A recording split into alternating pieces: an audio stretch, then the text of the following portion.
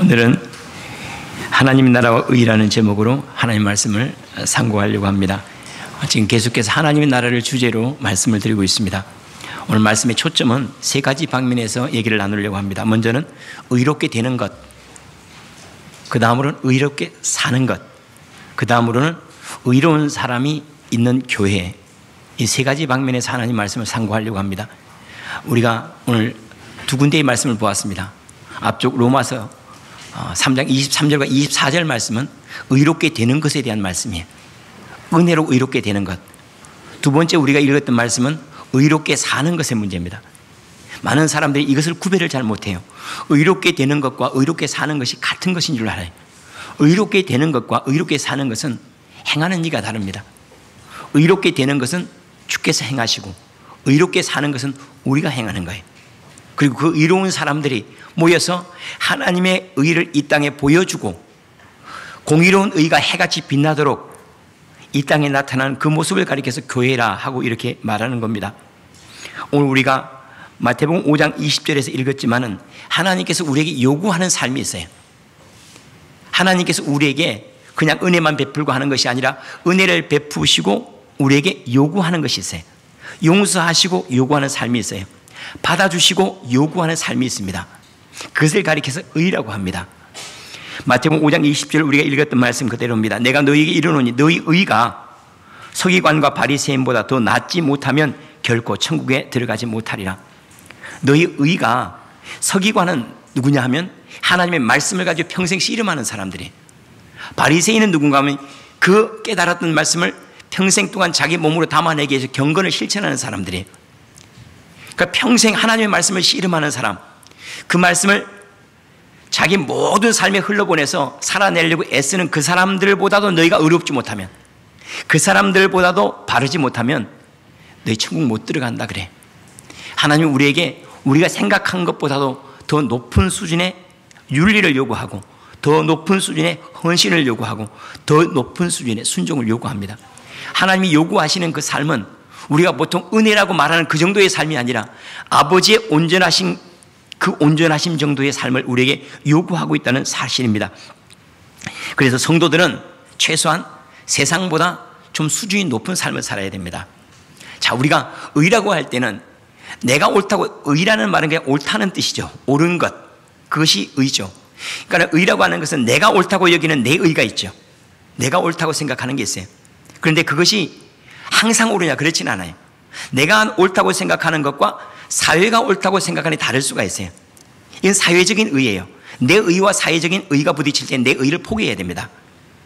그래서 사회적인 의에 함께 공존하고 함께 공용할 수 있는 그러한 자리로, 이걸 커먼 곳이라고 그래요. 공동의 선. 그게 우리 자신을 내어 맡기고 포기할 줄 알아야 되죠. 나 잘 되자고 다른 사람 죽이면 안 되죠. 우리가 서로 살 수 있는, 서로 상생할 수 있는 방법을 찾기 위해서, 그래서 우리의 의, 사회적 의가 필요한 거예요. 그러면 사회적 의면 항상 통하는가? 그렇지는 않죠. 우리나라의 의와 다른 나라의 의가 달라요. 우리나라에서 옳다 하는 것도 다른 나라에서 그러다고 말하고, 우리나라에서 그러다고 말하는 다른 나라에서 옳다고 여기는 게 많아요. 이쪽 동창회에서 옳다고 얘기하는 게 저쪽 동창회에서 옳지 않다고 얘기하는 경우도 많단 말이죠. 사회적인 집단마다 옳다고 여기는 게 다르단 말이죠. 그렇다면 그것보다 더 옳은 것은 뭔가? 그것을 가리켜서 양심이라고 합니다. 그래서 사회적인 의, 그것보다 더 높은 것은 양심입니다. 양심. 그래서 모든 법은 가능한 양심을 담아내려고 합니다. 그러면 그것보다 더 위에 있는 것도 있는 거예요. 양심을 따라서 하면 다 옳은가? 그렇지도 않아요. 우리의 양심과 식인종의 양심이 달라요. 우리 문화에 있는 사람의 양심과 다른 문화에 있는 사람의 양심이 달라요. 그럼 부딪힌단 말이죠. 그렇다면 진짜 의로운 것, 진짜 옳은 것은 뭐냐는 거예요. 그걸 가리켜서 창조자의 의, 하나님의 의라고 그래요. 하나님께서 천부적으로, 하나님이 하늘로부터 우리에게 주신 의, 하나님이 옳다고 하는 것이 옳은 거란 말이죠. 내가 아무리 옳다고 하더라도 하나님이 그러다면 그런 거예요. 내가 그러다고 하더라도 하나님이 옳다고 하면 옳다는 거죠. 우리나라에서 옳은 것이 하나님 나라에 옳으냐? 그렇지는 않아요. 그럼 결국 성도들은 무엇을 기준으로 살아가는가? 하나님이 옳다 여기시는 것을 기준으로 살아가는 거예요. 그래서 하나님의 의를 구하는 거라 그래요. 우리의 삶이 하나님의 옳으심을 삶으로 담아낼 수 있기를 원합니다. 최소한 성도들은 나의 옳다고 주장하는 것이나 사회가 옳다고 주장하는 것보다 훨씬 더 높은 차원으로 하나님이 옳다고 여기시는 삶을 추구하는 사람들을 가리켜 성도라고 하죠. 그렇다면 성도들의 삶은 세상 사람들보다 좀 더 거룩해야 합니다. 더 배려심이 많아야 하고 더 사랑은 깊어야 하고 또한 그들이 추구하는 성도들이 추구하는 윤리는 세상보다도 훨씬 더 높아야 됩니다. 사실은 통계적으로도 이게 나와 있는 게 있습니다. 각 종교들을 앙케이트 조사해가지고 윤리에 대해서 가장 보수적인 것, 다른 말로 한다면 윤리 기준이 가장 높은 종교 집단이 어딘가 앙케이트 조사를 많이 했습니다. 그런 조사들은 많이 있습니다. 천주교, 불교, 유교, 그 다음에 기독교라고 하는 개신교, 우리 보통 개혁교라고 하는 게 좋겠죠.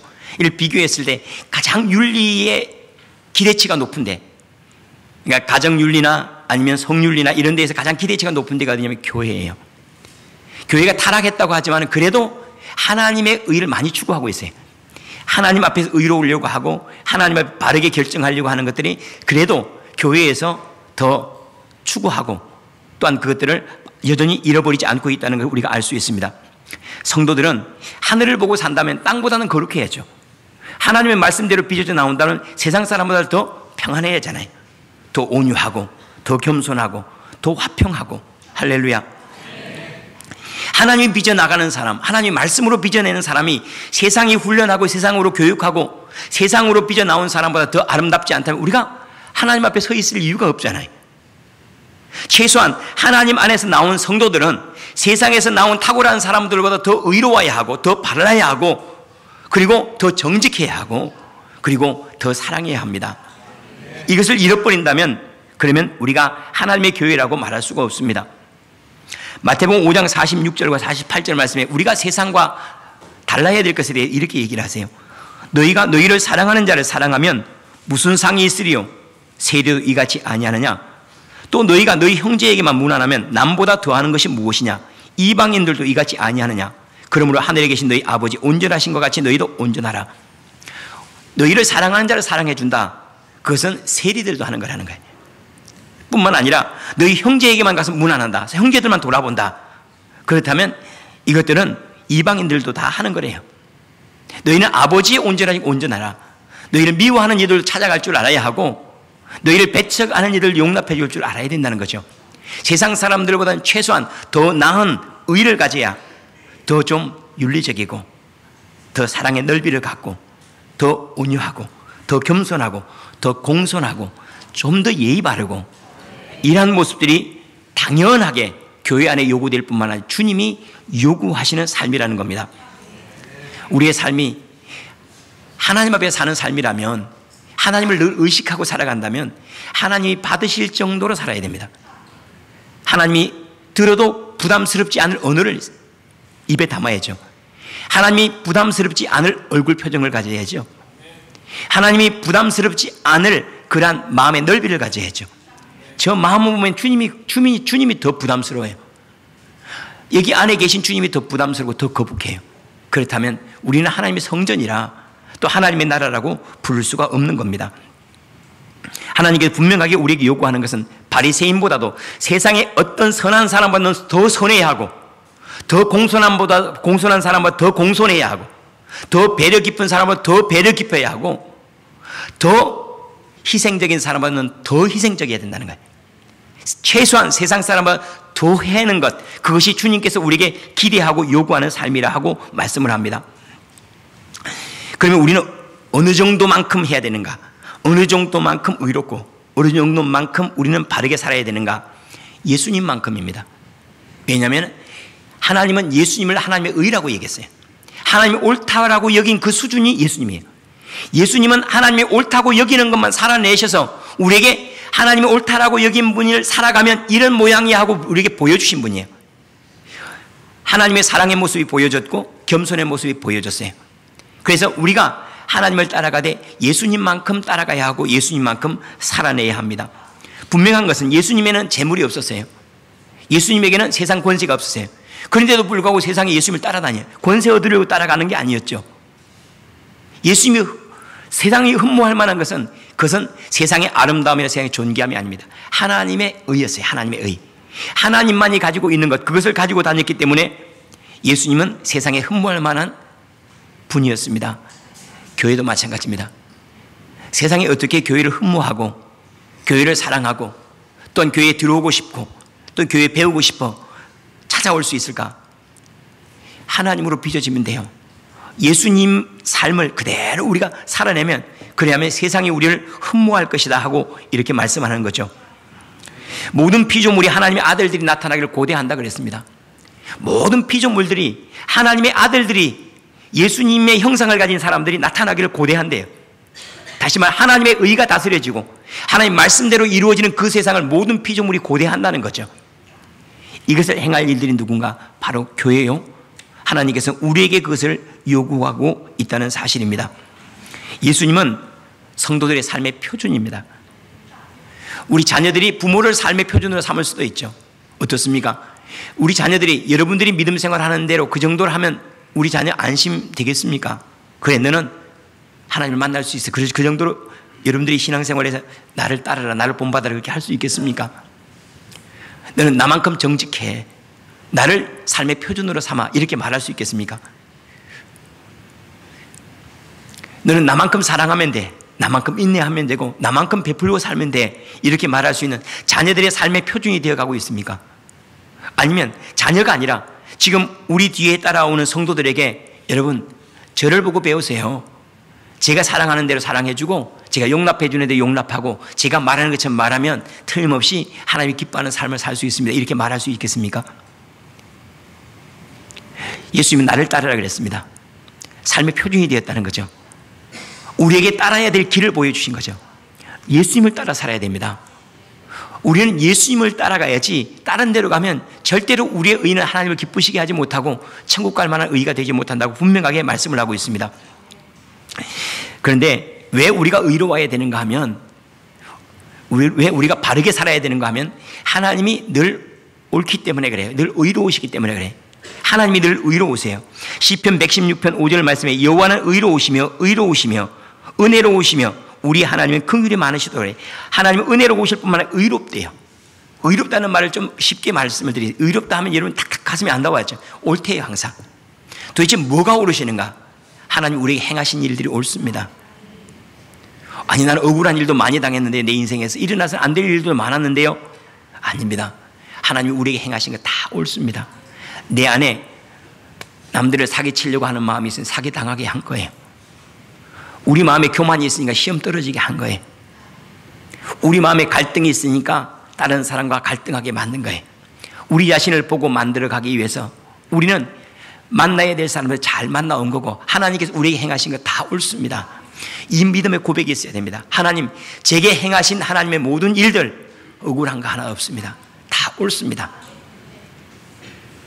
제 자신을 봐도 은혜를 입었지 하나님께 그릇 행한 것이, 하나님께 불공평하게 제게 행하신 것, 그것이 없습니다. 우리 나 가진 재물 없으나 하는 그런 찬양이 있죠. 그 찬양 중에 뭐래? 공평하신 하나님이라 그래요. 송명희 시인이죠. 뇌성마비 환자인데 그가 말하기를 공평하신 하나님이라 그래. 누구 어떤 목사님이 그런 얘기를 해요. 하나님이, 이 송명희 시인이 하나님이 공평하다고 말하면 틀림없이 공평하대요. 뇌성마비 환자도 자기가 하나님 공평하다, 하나님 의롭다, 하나님 내게 행하신 일 옳다라고 말했는데 어느 누가, 건강한 사람 어느 누가 하나님 내게 행하신 일 불공평합니다라고 말할 자가 누구냐는 거예요. 맞지요? 우리가 그렇게 억울하게 온 것도 아니고 그렇게 저지르지 않은 것들이 우리의 인생에 나타난 거 아닙니다. 다 우리가 선택했고 다 우리가 걸어온 길입니다. 하나님 우리에게 행하신 일 옳습니다. 이것을 인정해야지 하나님으로 우리의 인생이 회복되어질 수가 있어요. 이것을 인정하지 않으면 앞으로도 우리는 불공평한 세상 앞에서 할 수 있는 건 불평하고 원망하는 것밖에 없어요. 하나님이 행하시는 것이 의롭다고 여겨져야 우리는 감사와 찬송으로 순종할 수가 있거든요. 우리가 어떻게 의로워지는가? 하나님이 행하신 일이 늘 의롭기 때문에 우리는 그 길을 그냥 가는 거예요. 그것이 옳기 때문에 가는 거죠. 뿐만 아니라 하나님께서 우리에게 요구하신 것이 늘 언제나 옳습니다. 하나님이 우리에게 요구하신 것이 언제나 옳아요. 하나님이 우리에게 말씀으로 요구하는 것들이 있잖아요. 희생하기를 요구하고 봉사하기를 요구하고 때때로 죄를 떠나라고 요구하고 때때로는 내 마음이 용서하지 않아도 용서하라고 요구를 하잖아요.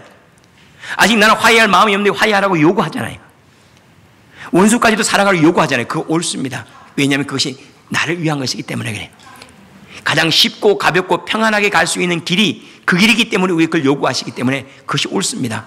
주님이 제게 담는 그 말씀들, 제게 요구하는 것이 제 인생의 가장 옳은 길이고 가장 합당한 길입니다라고 고백할 수 있어야 하고 그 길을 가야 합니다. 다음으로 주님께서 우리에게 행하신 판단이 옳습니다. 주님이 우리를 판단하시고 우리를 부르셨어요. 가끔씩은 제 자신을 봐도 주님이 착오가 있었던 것 같아요. 잘못 부른 거죠. 서원석을 불러야 돼. 서범석을 불러가지고 잘못된 거죠. 왜냐하면 이렇게 모나고 부족하고 아직도 분노가 처리되지 못하고 아주 교만하고 힘이 많은 것들 때문에 갈등하고 자기 자신을 드러내려고 하고 이기심에 아직도 사로잡혀 있는 제 자신을 주님이 왜 선택하셨을까? 감안하고 선택하세요. 감안하고. 네. 감안하고 선택하신 거예요. 그럴 줄 알고서 하나님 착각한 게 아니라 하나님 저를 선택하거나 우리를 택하신 데 후회가 없으세요. 잘못 본 거 아닙니다. 저를 목사로 부르실 때도 여러분들을 하나님의 성도와 직분자로 부르실 때도 다 알고 부르셨어요. 감출 필요 없습니다. 모난 부분 알고 있고 부족한 부분 알고 있어요. 그래서 주님 앞에 정직할수록 자유로운 거예요. 주님 맞습니다. 모난 사람 불러주셔서 감사합니다 하면 시원해져요. 하나님 부족한 사람 써주셔서 고맙습니다. 그러면 다툴 필요가 없어요. 하나님 지 안에 갈등이 아직도 많은데 하나님 그래 써주셔서 감사합니다. 그때 이 갈등들이 없어져요. 하나님께서 저를 바르게 보고 계시고 하나님의 판단은 늘 의롭다는 사실 앞에서 또한 우리는 하나님을 속이려고 해서는 안 됩니다. 하나님 만홀히 여김을 받지 않으세요. 하나님 속지 않으세요. 우리가 행하지 않은 것들을 행했다고 말하거나 우리가 의롭지 않은데도 하나님의 나라로 데려가는 일이 없습니다. 언젠가 제가 이런 말씀을 드렸습니다. 우리가 지금 하나님의 나라에 있지 않냐면 자다가 깨도 하나님의 나라에 있지 않습니다라는 얘기를 했습니다. 우리가 지금 믿음 생활하는데 지금 이 자리에서 주님을 받아들이고 내가 지금 하나님의 나라에 들어가 있습니다 하는 믿음이 없으면 자다가 죽었다가 깨도 그런 자리에 없습니다. 방 안에서 잔 사람은 방 안에서 일어나는 거예요. 하나님의 나라에 살다가 하나님의 나라에 잠자는 사람은 하나님의 나라에 일어나는 거예요. 세상에서 잠자다가 일어나는 사람은 세상에 일어나지 지옥에 일어나지 절대 하나님의 나라에 일어나는 법 없어요. 구원은 지금 있는 거예요.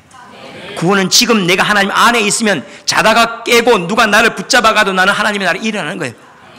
그러나 내 안에 하나님의 나라가 지금 있지 않으면 내 안에 없는 것이 갑자기 자다가 깨어난다고 있는 일이 있습니까? 내 호주머니에 없는 돈이 자다가 깨어나면 내 호주머니에 돈이 있겠습니까? 그런 일이 없습니다. 내 안에 하나님의 나라도 없고 의도 없고 예수도 없는데 자다가 깨어나면 예수가 갑자기 있고 천국에 갑자기 있습니까? 없습니다. 인생이라고 하는 것은 불연속된 게 아니라 연속되어 있어요. 있는 것은 있는 거고 없는 건 없는 거예요. 내 안에 계신 주님은 여기 있다가도 하나님의 나라에 그냥 계시는 거예요. 우리가 하나님의 나라에 있으면 자다가 깨어나도 하나님의 나라에 있는 겁니다. 하나님께서 우리에게 행하신 일들은 늘 옳고 그 판단은 늘 옳습니다. 주님의 옳다고 여기신다면 그 옳은 길을 가야 됩니다.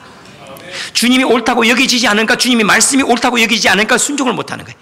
주님이 제게 행하신 일들이 옳고 주님이 판단하심이 옳고 주님이 제게 요구하신 것이 늘 옳습니다라고 여겨질 때 우리가 하나님의 나라를 기꺼이 받아들이고 그 말씀에 기꺼이 순종할 수가 있다는 사실입니다. 그런데 우리가 오늘 말씀 처음으로 돌아가서 구원하심을 입는 것하고 의롭게 되는 거죠. 의롭게 되는 것과 의롭게 사는 것을 구별을 잘 못해요. 의롭게 되는 것은 나로 말미암아 되는 것이 아닙니다. 오늘 우리가 읽었던 말씀하신 그대로 23절 24절 모든 사람의 죄를 범하여 사람의 영광에 이르지 못하더니 그리스도 예수 안에 있는 속량으로 말미암아 하나님의 은혜로 값없이 의롭다 하심을 얻은 자 되었느니라. 의롭게 되는 것은 뭘로요? 은혜로. 그러나 의롭게 사는 것은 뭐죠? 우리의 순종이에요. 의롭게 되는 것은 예수님이 필요하고 의롭게 사는 것은 내 순종이 필요한 거예요. 이것이 혼합되어 있으니까 예수님을 믿는다 하면서도 의가 나타나지 않아요. 그러면 늘 예수님이 날 용서하신 그런 얘기예요. 이건 마치 뭐하고 집을 깨끗이 치워놨어요. 집을 깨끗이 정리해놓고 초청을 했어요. 초청했는데 보니까 발바닥이 아주 시커먼 거예요. 아이들이 막 뛰어놀다가. 그럼 들어와서 깨끗이 씻고 놀아야 될 거 아닙니까? 이놈이 안 씻고 놀아요. 그럼 다시 나가야죠 뭐. 합당하지 않으니까. 그 사람이 죄인이었어요. 그런데 그 사람의 삶을 받아들이고 그냥 그 사람을 가석방했어요. 그렇다면 가석방 낸 사람이 여전히 그대로 산다면 되겠습니까? 받아주는 것들은 은혜지만은 사는 것들은 순종으로 살아가야 돼요. 하나님께서 우리를 의롭다고 받아주셨으면 그 다음에 하나님의 사람으로 살아가는 것은 우리가 순종함으로 살아가야 된다는 사실입니다. 그러므로 우리가 의롭게 되는 것은 나의 나됨으로 된 것이 아니에요. 예수님이 나를 위해서 죽으셨고 피 흘리셨고 나를 위해서 다 감당하였으므로 은혜로 되었다면 우리에게 자랑할 게 없습니다. 아무것도 자랑할 게 없습니다. 더 큰 은혜를 입었기 때문에 성도들은 더 의롭게 살아야 합니다. 의롭게 된 사람은 의롭게 사는데 우리가 구별해야 될 게 뭐냐면 우리가 의롭게 산다고 해서 그것이 구원의 근거가 되지는 않는다는 거예요. 우리가 의롭게 살아서 주님이 우리를 구원하신 게 아니에요. 그러나 우리가 의롭게 살아야 될 이유가 있습니다. 바르게 살아야 될 이유가 우리를 하나님께 받아주셨기 때문에 바르게 사는 거예요. 의롭다고 인정해 줬기 때문에 의롭다고 살아가는 겁니다. 조금 쉬운 말로, 제가 너무 말이 어렵죠. 뭔 말은 잘 모르겠죠. 조금 더 쉬운 말로 말씀을 드리겠습니다. 격에 맞는 삶을 살아야 된다는 거예요. 다시 말하면 주님께서 우리를 받아주셨어요. 쓰레기같이 산 인생에 왕의 옷을 입혀놨어요. 그러면 왕의 옷의 격에 맞춰서 내 삶을 바꿔가야 돼요. 격에 맞는 삶을 사는 거예요. 주님이 우리에게 의의 옷을 입혔어요. 너 의로와 이제. 그러면 이 옷에 격에 맞는 삶을 살아가야 되는 거예요. 격에 맞는 삶. 주님이 저를 목사로 세웠어요. 은혜로 세운 거예요. 그러면 이 격에 맞는 목사의 삶을 살아내야 되는 거예요. 장로를 세웠어요. 그럼 격에 맞는 삶을 살아가는 거예요. 이것이 세운 것은 은혜고 그 격에 맞는 삶을 사는 것은 우리의 순종인 거예요. 좀 격에 맞춰 살기를 바랍니다. 주님께서 우리에게 의롭다고 했으면 의롭게 살아야 되는 거예요. 의의 옷을 입혔으면 의롭게 사는 것이 마땅한데 왕의 옷을 입혔음에도 불구하고 왕으로 살지는 못하는 거예요. 하나님의 아들의 옷을 입혀놨음에도 불구하고 하나님의 아들의 모습이 나타나지는 않는 거예요. 하나님의 아들의 모습을 입혀놓으면 말 함부로 하고 다른 사람에 상처 주고 이기심에 꽉 사로잡혀 있고 아직도 죄의 길을 떠나지 않았다면 왕의 격에, 이 의복의 격에 맞지 않아요. 그는 당연히 쫓겨나겠죠. 이렇게 사는 사람을 가리켜서 바깥 어두운 데에 쫓겨나 슬피 울며 이를 갈미 있으리라 하고 말씀을 하는데 이 말씀이 마태복음 24장에 나와 있습니다. 마태복음 24장 잠깐 좀 넘어가면 좋겠네요. 1절부터 14절까지 말씀의 내용을 제가 요약하면서 말씀을 정리하도록 하겠습니다. 천국은 마치 자기 아들을 위하여 혼인잔치를 베푼 어떤 임금과 같아요. 임금이 자기 아들을 위해서 혼인잔치를 베풀어 놨어요. 그래서 종들을 보내서 사람들 혼인잔치에 오라고 청한 거죠. 그런데 오기를 싫어하는 사람들이 있어요. 그래서 이번에는 혹시 종들이 싫어서 그런가 다른 종들을 보내봤어요. 다른 종들을 보내서 이제 오찬이 준비되었고 소와 살찐 짐승들 좋은 것들이 다 갖추어져 있으니까 혼인잔치에 오소서 하고 또 사람들을 초청합니다. 그런데 돌아보지도 않아요. 돌아보지도 않고 그들이 말하기를 한 사람은 내가 파티를 샀으니까 그곳에 가서 내가 일을 해야 하겠다 하고 그곳으로 가고 또 어떤 사람은 말하기를 내가 사업하러 가야 되겠다 하고 사업을 하고 하고 또 어떤 사람은 남아있는 사람들은 그 종을 데리고 희롱하고 부르러 본 종을 희롱하고 그를 죽이기까지 합니다. 모욕하고 죽이기까지 합니다. 그러니까 이번에는 임금이 군대를 보냅니다. 군대를 보내서 살인한 자들, 희롱한 자들 다 진멸하고 그 동네를 싹 불살라버려요. 그리고 종들을 다시 보내서 혼인잔치가 다 준비돼서 이제는 길가에 가서 만나는 사람마다 다 데리고 오라. 그리고 사람들을 다 청하에 드립니다. 악한 자도 데리고 들어오고 선한 자도 다 만나는 데 다 데려옵니다. 혼인잔치가 이랬습니다. 사람이 가득 채워졌어요.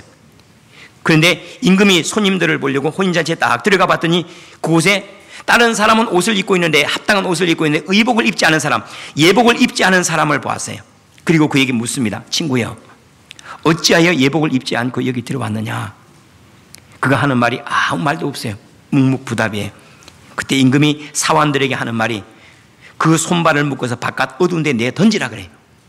자, 이 말씀을 보면 혼인잔치에 초청을 받았는데 들어오지 않은 사람들, 또 들어올 수 없는 사람들을 얘기하고 있습니다. 먼저는 초청을 거절한 사람들, 이 사람들이 진멸당할 사람들이에요. 그리고 그 초청을 거부할 뿐만 아니라 그들을 핍박하고 죽이기까지 한 사람들, 이는 불신자들이죠. 복음을 거절하는 이들이에요. 이들은 하나님이나 합당하지 않은 거죠. 이 사람들은 당연히 지옥 가는 거죠. 그런데 그뿐만 아니라 또 한 종류의 사람, 우리가 놓치는 사람이 있어요. 누구냐면 예복을 입지 않은 사람, 그도 바깥 어두운데 그래요. 그 사람은 바깥 어두운데 이 사람은 지옥 얘기가 아니죠. 이 사람은 다른 데예요.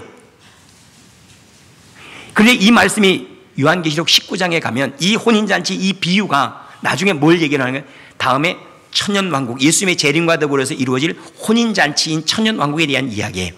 그때 들어가지 못할 자가 있는데 예복을 입지 않은 자라 그래요. 예복을 입지 않은 자가 누구죠? 예복은 19장 6절 말씀에, 요한계시록 19장 6절 말씀에 세마포 옷을 입는데 이 옷은 성도의 행실이니라 그래. 주님께서 의의 옷을 입혀서 불렀는데 그 옷에 합당하지 않게 살아간 사람, 주님이 용서해 주었는데 용서에 합당하지 않게 살아간 사람, 주님이 하나님의 아들로 불렀는데 하나님의 아들로 살아가지 않은 사람, 의인이라고 불렀는데 의인으로 살아가지 않은 사람, 주님이 긍휼을 베푸시고 세상으로 보냈는데 긍휼을 베풀지 아니한 사람, 이 사람은 하나님의 나라에 합당하지 않다 그래요. 그 사람이 성경에 뭐라고 얘기하는 오늘 14절 말씀을 주목하시길 바랍니다. 이런 사람을 가리켜서 청함을 받은 자는 많되 택함을 입은 자는 적으니라. 이 사람은 청함은 받았는데 택함을 입지 못했어요. 다시 말하면 주님이 의롭다고 하셔서 의롭게 되긴 했는데 뭘 안 했죠? 의를 실천을 안 한 거죠. 이 사람은 하나님의 나라에 합당치 않아요. 구원받을 생각 말라는 거예요. 우리는 그냥 예수님의 의로 공로로 그냥 무조건 천국 가지 늘 그렇게 얘기하지만 맞습니다. 여기까지는 주님의 은혜예요. 받아주신 것까지는 주님의 은혜예요. 들어오게 한 것까지는 주님의 은혜예요. 그러나 여기서 살아가는 것들은 우리의 순종이에요. 이걸 혼합하고 이걸 잘못 받아들이니까 거룩하게 의롭게 되는 것과 의롭게 사는 것을 구별을 못하니까 변화가 일어나지 않아요. 성도들에게 두 가지를 요구하세요. 의롭게 되는 것과 예수님으로만이 의롭게 되는 것과 또한 의롭게 살아가는 것, 이것을 주님께서 우리에게 요구하고 있다는 사실을 믿으시기를 원합니다. 우리가 의복으로 말한다면, 이 옷으로 말한다면 우리에게 두 종류의 옷이 필요한 거예요. 하나는 예수님께서 우리의 허물을 다 덮어줄 옷.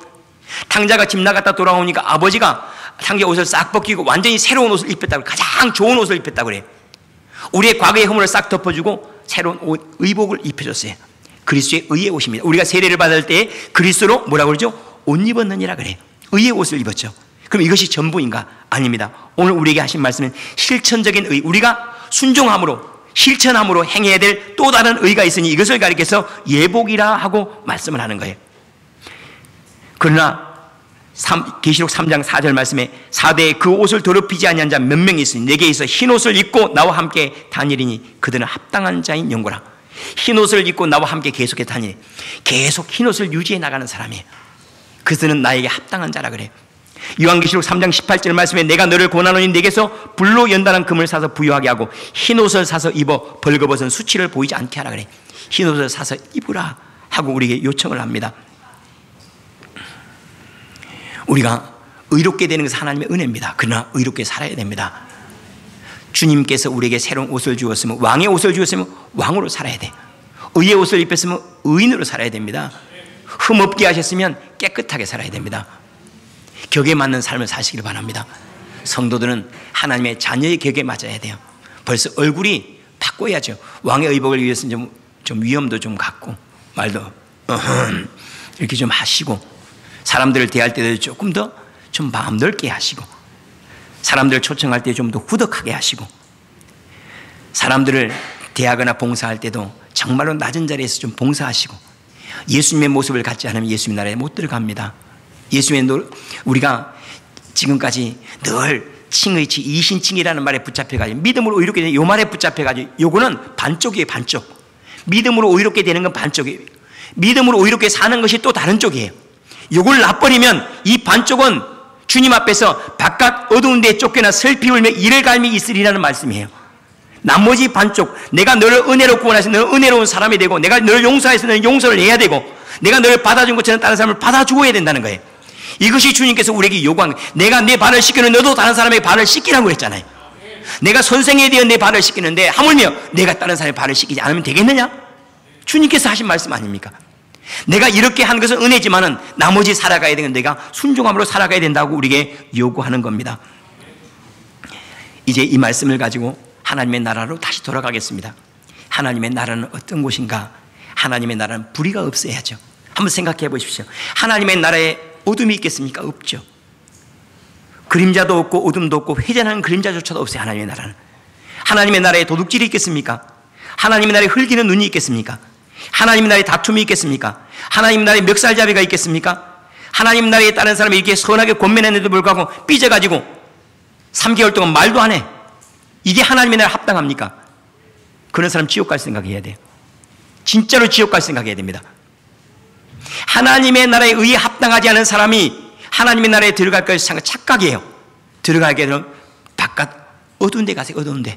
앞으로 어두운 거 열심히 연습하세요. 그곳에 가서 살 생각을 하는 게 훨씬 쉽습니다. 하나님의 나라에 교만이 있겠습니까? 하나님의 합당하지 않은 것들을 한번 생각해 보십시오. 제가 언젠가 이걸 한번 우리 청년부에서 할까 아니면 우리 장년부에서 할까 그런 생각이 한번 들어요. 여러분들이 생각하는 성도가 살아가야 될 모습들을 한번 쭉 한번 열거를 해보라는 거예요. 그래 한 50가지만 열거해. 예, 하나님의 사람들 다른 사람을 볼 때 늘 웃으면서 만납니다. 이건 쉽게 실천할 수 있는 것 한번 얘기해요. 네, 웃으면서 만납니다. 다른 사람이 싫은 말을 하더라도 늘 받아줍니다. 먼저 인사합니다. 늘 공손합니다. 늘 배려해 줍니다. 다른 사람의 허물이 있으면 소문내지 않고 덮어줍니다. 하나님의 말씀을 진실로 진리로 받아줍니다. 하나님 말씀이 이루어질 때는 아멘 합니다.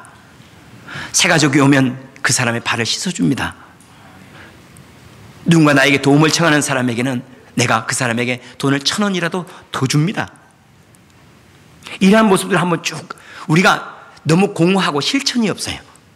삶의 실천 항목들을 한 50개 정도만 우리가 실천을 해도 아마 많은 사람이 와, 야, 이 교회 다른데? 아마 그럴 것 같아요. 돈을 그냥 빌리지 않고 꼭 갚습니다.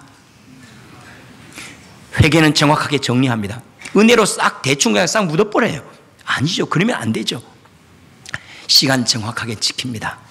왜냐하면 다른 사람의 손에 끼치는 거기 때문에 시간 도둑질 하면 안 되죠. 시간 정확하게 지킵니다. 지키지 못할 약속은 하지 않습니다. 전화 받아서 나 바쁘다, 엄마 없다 그런 소리 안 합니다. 이게 하나님의 나라에 합당한 지극히 작은 일들임에도 불구하고 우리가 이것도 못해요. 그러면서 우리는 의롭다고, 뭐가 의롭다는 거죠? 도대체 우리가 의롭다고, 교회가 세상보다 의롭다고 한 것이 어디 있냐는 거예요. 탐안하지 못하고 살지 못하는데 어떻게 하나님의 나라라고, 교회가 하나님의 나라라고 말할 수 있는 거리가 하나도 없다는 사실입니다. 마태복음 7장 21절 말씀에 나더러 주여 주여 하는 자마다 다 천국에 들어갈 것이 아니요 다만 하늘에 계신 내 아버지의 뜻대로 행하는 자라야 들어가리라.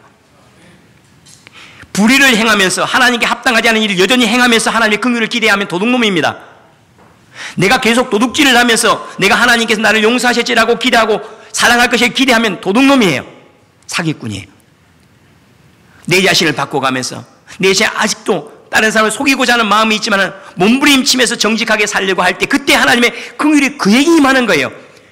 힘으로 능으로 살 수 없어요. 주님이 도와주셔야 삽니다라고 주님 앞에 엎드려 기도할 때 그 위에 하나님의 긍휼이 덮여져서 용서받는 거고 긍휼을 얻는 거지. 여전히 좁아야 사기칠 놈들, 여전히 좁아야 다툴 사람들, 여전히 용서해봐야 여전히 죄악으로 갈 사람들에게 주님의 은혜가 긍휼로 임하겠습니까? 이게 긍휼입니까? 도둑질하게 하는 긍휼입니까? 그건 긍휼이라고 얘기하지 않아요. 내 힘으로 능으로 할 수가 없어서 주님, 내가 주님을 따라가고 싶은데 내 안에 여전히 이기심이 많고 갈등이 많아서 못 따라갑니다. 주님이 도와주셔야 따라갑니다. 이때 주님의 긍휼하심으로 행할 수 있도록, 포기할 수 있도록 주님이 덮어주시는 것을 가리켜서 용서라고 하고 긍휼이라고 하는 거예요. 주님의 의의 옷을 입었다고 우리가 의로운 사람 아닙니다. 의로운 자리로 부르심을 받은 거예요. 용서할 수 있는 자리로 부르심을 받은 거예요. 사랑할 수 있는 자리로 부르심을 받은 거예요. 의롭게 되는 것과 의로운 일을 행하는 것을 혼합하면 안 돼요. 의롭게 되는 것은 예수님으로 의롭게 되었지만은 그러나 의롭게 사는 것은 주님께 우리에게 요구하는 삶이에요. 우리가 성경을 많이 묵상을 하고 또 여러분들이 지금 설교를 듣습니다. 설교를 듣는 이유는 두 가지입니다. 하나는 주님이 제게 행하신 일이 뭡니까 하고 궁금해서요. 주님이 저에게 행하신 일을 알고 싶습니다 하는 마음으로 우리가 성경을 연구하는 거고 하나님 말씀을 배우는 거죠. 또 하나는 주님이 요구하는 삶이 뭡니까?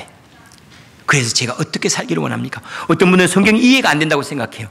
성경을 아무리 많이 읽어도 성경이 안 이해가 된대요. 그리고 또 성경을 또 이상하게 해석하는 사람이 있어요. 왜 그런지 알죠? 실천을 빼버리니까. 이렇게 성경을 딱 펴놓고 여러분 오늘 한번 돌아가서 그렇게 여러분 실천해 보세요. 성경을 딱 펴놓고 1장을 읽기 전에 이렇게 기도하세요. 주님, 제가 1장을 읽는데 주님께서 이 말씀을 통해서 제가 어떻게 살기를 원하십니까? 그것을 알고 싶습니다 하고 성경 읽어봐 보세요. 성경은 너무나 깨끗하고 너무나 정확해요. 주님이 제게 요구하는 삶이 뭡니까? 제가 어떻게 바뀌어야 될까요? 제가 어떻게 살기를 원합니까? 라고 주님 앞에 물으면 성경은 깨끗해요. 그런데 우리는 그걸 원하지 않아요. 뭔가 신기한 것, 공허한 것, 자기 자신이 쑥 빠져버리는 것. 제가 우리 성경 공부할 때도 그렇습니다. 성경 공부할 때 이렇게 이제 성경 공부를 다 마치고 이렇게 돌아가면서 이제 얘기를 나눌 때 제가 제일 귀에 거슬리는 말이 있습니다. 제가 지난번에도 한번 그런 말씀을 드렸는데 자기 빠진 얘기 하지 마세요 그래요. 자기 빠진 얘기. 야 정말로 그게 옳네요. 주님이 말씀에 그런 소리 하지 말라는 거예요. 내가 빠진 얘기 하지 말라는 거예요. 주님이 옳은 건 당신 얘기하지 않아. 주님은 원래 옳으니까 그런 얘기 안 해도 돼요. 그런 얘기하면 내가 들어간 얘기를 해요. 내가 거기에 합당하지 않게 살아왔네요. 제 안에 이것이 부족하네요. 그것이 하나님 말씀에 반응하는 거예요. 내가 빠진 신앙이 무슨 소용이 있어요? 내 순종이 빠져버린 것이 어떻게 나를 구원합니까? 내 모습이 없는 것이 어떻게 나를 구원하겠어요? 내가 있어야 내가 구원을 받는 거죠. 신앙이라고 하는 것은 내가 주님 앞에서 깨끗하게 주님이 원하시는 건 뭡니까? 제가 그것을 살겠습니다라고 겸손하게 하나님의 나라와 그 의를 살아내려고 할 때 하나님의 나라가 그 가운데 은혜로 임하는 것입니다.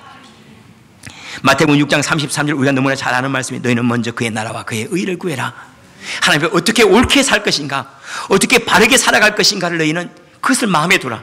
그러면 이 모든 것 너에게 더하시리라.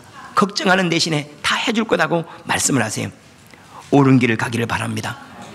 그리고 이 교회는 하나님의 나라입니다. 이 교회에 불의한 일이 있어서는 안 됩니다. 이 교회에 도둑질이 있어서 되겠습니까? 세상에도 없는 멱살잡이가 있어서야 되겠습니까? 세상에서도 회의 가운데 다른 사람의 의견을 경청하는데 다른 사람을 멸시함이 있어서 되겠습니까? 다른 사람을 배려해주고 사랑해야죠. 용납하고 즐거움이 있어야죠. 한번 주님의 교회를 한번 생각해 보십시오. 정말로 주님의 교회를 한번 생각해 보십시오.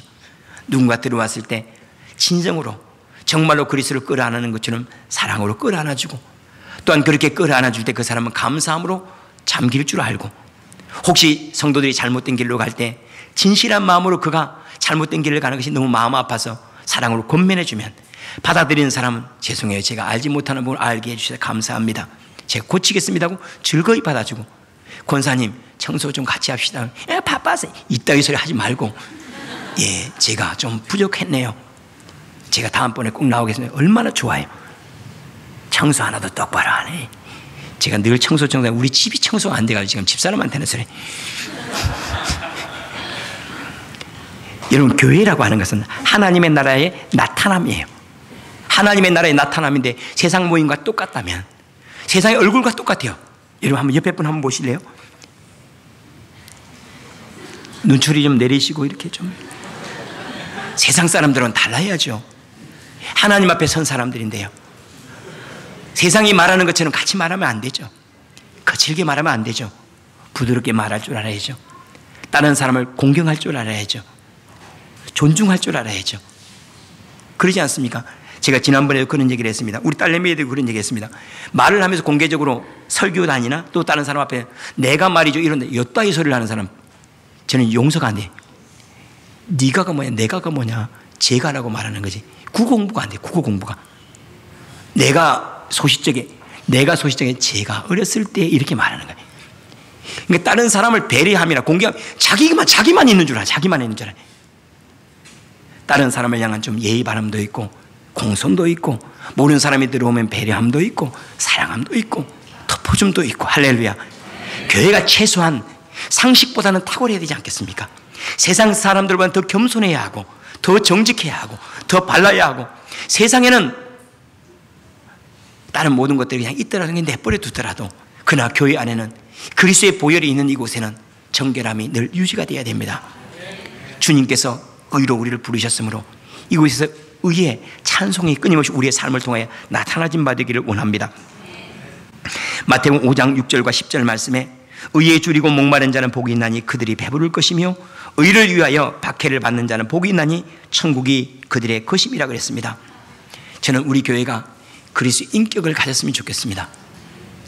그리스도의 의가 몸을 입어서 의로운 사람들, 의를 실천하는 사람들, 의가 나타나지는 사람들, 불의한 재물을 탐하지 않냐고 불의한 일을 기뻐하지 않냐고 오래 참아주고 주님께서 말씀하신 그 인격이 잘 나타나서 나는 당신을 보니까 주님의 말씀이 눈에 보이네요. 당신을 들으니까 말씀이 귀에 들리네요. 당신을 만지니까 주님의 음성이 내 손에 느껴집니다. 이렇게 주님을 느낄 수 있고 만질 수 있고 볼 수 있는 그리스도의 인격이 교회가 되고 그 교회가 하나님의 나라가 되는 그러한 자리에 우리가 있기를 원하고 이것이 우리의 삶에 나타나지기를 원합니다. 우리 자녀들에게도 흘러가야 됩니다. 주님의 교회는 자녀라고 다른 게 아니에요.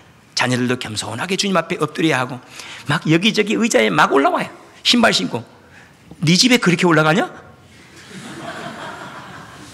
도대체가